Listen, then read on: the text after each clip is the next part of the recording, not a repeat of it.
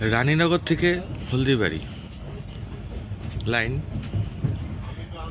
বৈদ্যুতায়ন বা ইলেকট্রিফিকেশন হয়েছে গত মার্চ মাসে, 2024 সালের মার্চ মাসে। আমি প্রথম এই রুটে ইলেকট্রিফিকেশন বৈদ্যুতায়নে ইলেকট্রিক ইঞ্জিনের সাহায্যে WAP7 এর সাহায্যে জলপাইগুড়ি যাচ্ছি।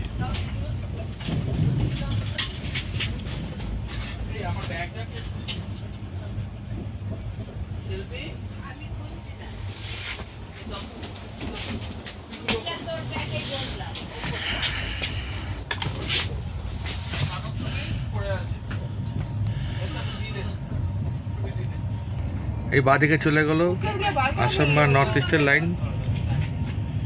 আমরা এবার ডান দিকে চলে গেলাম, মানে মেন লাইন হলদিবাড়ির রাস্তা, যেটা ইন্টারন্যাশনাল লাইন। বাংলাদেশে চিলাহাটি হয়ে ঢাকা চলে গেছে, মিতালি এক্সপ্রেস যায়। ওই চলে গেল আসাম লাইন। আমরা এখন এই লাইনে প্রথম ইলেকট্রিক ইঞ্জিনের সাহায্যে দার্জিলিং মেল যাচ্ছে।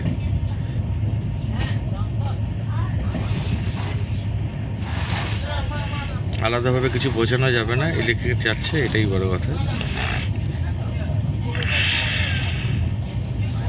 ধন্যবাদ।